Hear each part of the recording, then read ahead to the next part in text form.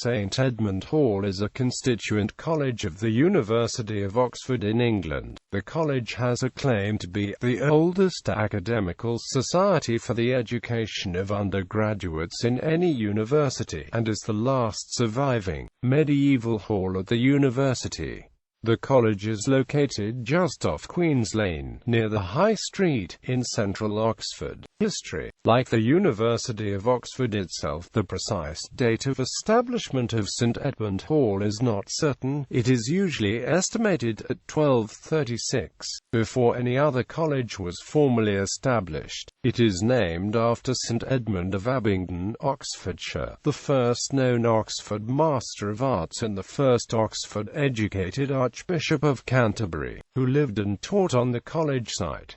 The name St Edmund Hall first appears in a 1317 rental agreement. St Edmund Hall began life as one of Oxford's ancient Aularian houses, the medieval halls that laid the foundation of the university, preceding the creation of the first colleges. As the only surviving medieval hall, its members are known as Aularians. St Edmund Hall acquired the status of a college in 1957, though retaining the historical moniker of Hall. The college has a history of independent thought which brought it into frequent conflict with both church and state. During the late 14th and early 15th centuries it was a bastion of John Wycliffe's supporters, for which college principal William Taylor was ultimately burnt at the stake, and Principal Peter Payne fled the country. In the late 17th century, St Edmund Hall incurred the wrath of the Crown for fostering non-jurors, men who remained loyal to the Scottish House of Stuart and who refused to take the oath to the German House of Hanover, whom they regarded as having usurped the British throne. In 1978, women were first admitted as members of the Hall. Colors. There is an element of confusion regarding the Hall's official college colors, which seems to have arisen due to a discrepancy between official college wear, often thought to be claret and cream, and sporting wear. Maroon and gold are believed to be the official college colors, and most of the college's sporting wear is in maroon and gold, leading many to believe that these are in fact the college colors. Confusion may also be caused because the college's coat of arms has a yellow, gold field coat of arms. The college coat of arms depicts a red cross put-ons against a yellow, gold field surrounded by four Cornish choughs and is blazoned, or a cross put-ons gules cantoned by four Cornish choughs proper. The choughs are often mistakenly depicted with white wings. In the image shown, the college coat of arms is found above the following Latin dedication: Sanctus Edmundus huius Auli Lux, or Saint Edmund, Light of this Hall. It is a very common practice within the university to use chronograms for dedications when transcribed into Latin. They are written in such a way that an important date, usually that of a foundation of the dedication itself, is embedded in the text. This is usually achieved by choosing certain letters in the text which correspond to Roman numerals which, when added, often disregarding the usual subtractive notation, amount to the required date. These numerals are then indicated by being rendered in a larger size than that of the surrounding letters. In the above dedication, the text is rendered as, and, in this case, adding the numerals naively gives C plus V plus M plus V plus V plus V plus I plus V plus V plus L plus L plus V plus X equals 1246, which is a popular, if conservative, estimate for the establishment of the Hall, but is in fact the date of the canonization of St Edmund of Abingdon. Buildings. St Edmund Hall is based on a small central site on the north side of the High Street, off Queen's Lane. It shares a wall with New College to the north, and the Caradus Quad of Queen's College to the south. The front quadrangle is bordered by the Porter's Lodge, the Old Dining Hall, the College Bar and Buttery, the chapel with the Old Library above, and accommodation for students and fellows. The quad was closed on the south side when new buildings were opened in the 1920s. Well, in the center of the quadrangle is a medieval well, which was uncovered during a renovation during the construction of new buildings in the 20th century. This well is believed to be the original from which St. Edmund himself drew water. A new wellhead was added, with the inscription Hauriatus Aquas in Gaudio de Fontibus Salvatoris, Latin for, with joy, draw water from the wells of salvation. These words, from Isaiah chapter 12 verse 3, are believed to be those spoken by St. Edmund on his deathbed at Salisbury. A metal grate was added to the well to prevent injuries, but water can still be seen in the well at a depth of about 9 feet. Plans to add a wooden frame and bucket were scrapped to maintain the aesthetics of the quad library. 2 passages on the north side of the quadrangle lead to the gardens, originally the churchyard of St. Peter in the east. While many of the graves have been disinterred, several gravestones remain, and many of those removed have been used to pave the paths around the gardens. The garden contains a seated bronze figure depicting St. Edmund as an impoverished student. The college library, the deconsecrated 12th century church of St. Peter in the east, was converted in the 1970s, and includes the 14th century tower, at the top of which the office of the library fellow is located. The crypt below the church, which sits on pre-Norman foundations dating several hundred years earlier than the church itself, remains consecrated. While typically locked, access may be granted to students through special permission.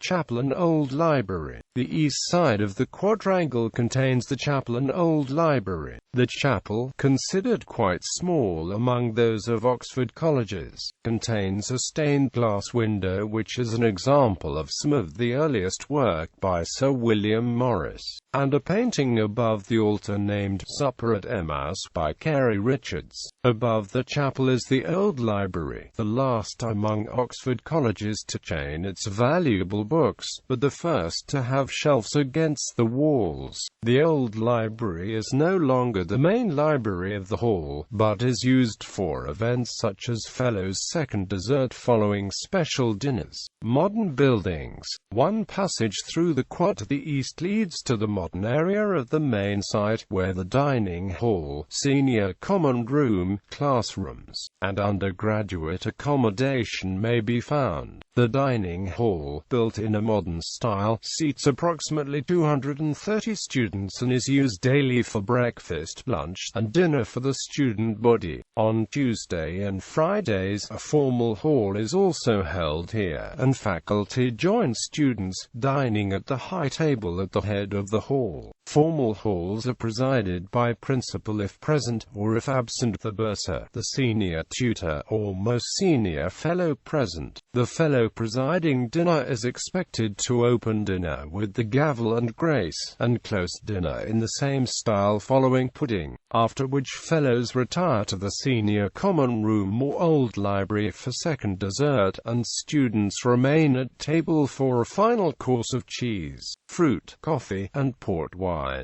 Common rooms. There are 3 common rooms in college: the senior common room for faculty, the middle common room for graduate students and fourth-year undergraduates, and the junior common room for undergraduate students. The Mason is located in the oldest portion of the main quad, and houses the mascot of the college, a large teddy bear named Sebastian. The SCR is decorated in a 1960s style and is located across from the modern dining hall. It includes a lounge and lunchroom in which daytime meals are served for fellows. The JCON is located in the modern portion of the main site and includes various amenities including a pool table, vending machine, and television area. Annexes. The college also owns annexes at Norham Gardens on Dawson Street and on Iffley Road. The Norham Gardens Annex serves as the main graduate accommodation site, with housing at 17, 19, and 26 Norham Gardens and 1 Craig Road. It has a capacity to house most first-year graduate students, and contains its own common room, computer room, gardens, and gymnasium. In addition, there is a limited quantity of faculty housing at this site, which also has a dean and warden at all times. The Dawson Street and Iffley Road annexes host undergraduates who do not live at main site. These locations are conveniently located near the amenities of town as well as the dining hall. The college recently completed an all-area and supported program of restoration to the facade of the front quad and Queens Lane frontage. Student life.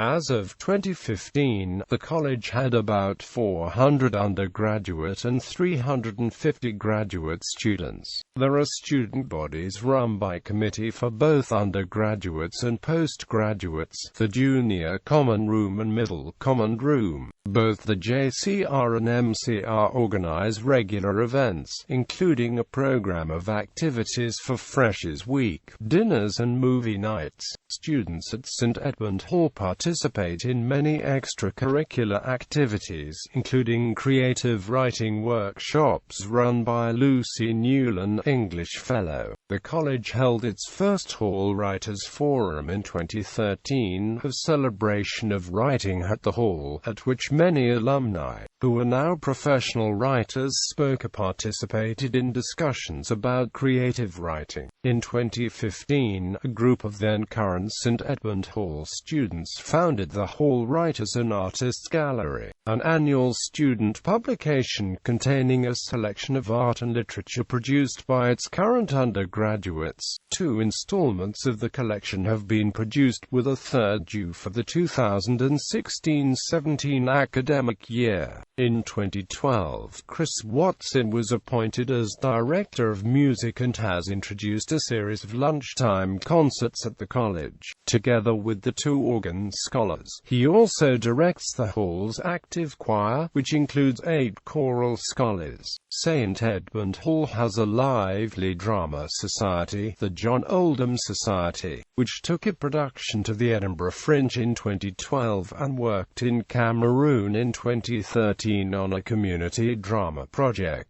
The college also runs an annual journalism competition for Oxford students, in memory of alumnus Philip Geddes. Geddes also lends his name to an annual lecture. Students can apply for a St Edmund Hall Masterclass Award, which will support individuals or groups who have already reached a high level of achievement in an extracurricular activity and are now seeking funding for additional coaching to develop and hone the skills. This may include, but is not exclusive to, the areas of writing, drama, music, art and sport. The student body participates in a number of sports including rugby, badminton, canoe polo team, sailing, men's and women's football, men's basketball and hockey. The college fields teams in a wide variety of other sports. The college maintains a proud record in men's rugby in particular, having won more than half of the Cuppers tournaments centered. In 2014-15, college teams reached at least the semi-finals of Cuppers in 6 sports. Rowing is another traditional sport at the college, through the St Edmund Hall Boat Club, with the men attaining headship in the summer 8s of 1959, 1960, 1961, 1964 and 1965, and the women achieving the same feat from 2006 to 2009 inclusive. College graces. The usual grace given before formal hall, as said by the fellow presiding at the dinner, is Benedictus, benedicat pagisum Christum Dominum Nostrum. The post-siebel grace given following pudding is a slight variant on the above. Benedicto benedicature pagisum Christum Dominum Nostrum, to which the assembly responds Amen. If the presiding fellow so wishes, only the first two words may be spoken, excluding the Christian element of the graces. More extended forms of the grace are sometimes given, but this is limited to special occasions, such as the feast of St. Edmund, a formal held each year to commemorate the namesake of the hall. The traditional college toast is occasionally also said on rare occasion at dinners, and is simply Floreat or Latin for "May the hall flourish." People associated with the college. Notable alumni. Other notable figures: St. Edmund of Abingdon, Jeremy Paxman, a Fellow of the College by special election. Principals: William Taylor, theologian. Priests excommunicated and executed as a Lollard. Peter Payne, theologian, diplomat, Lollard and Taborite. Thomas Lancaster, Protestant clergyman, Church of Ireland, Archbishop of Armagh, Principal, 1565. John Rawlinson, clergyman. John Mill, theologian. George Fothergill, Principal. Henry Felton, clergyman and academic. Edward Moore. Henry Williams, Bishop of Carlisle. Leonard Hodgson, Vice Principal. G. B. Allen, Principal. George B. Crawshaw, Principal. Alfred Brotherston Emden, Principal. REVD. J. N. D. Kelly, Principal. Ewan Maddox. J. C. B. Gosling. Stephen Tumim. Michael Mingoes, Professor of Inorganic Chemistry. Keith Gull, FRS, Principal. Gallery.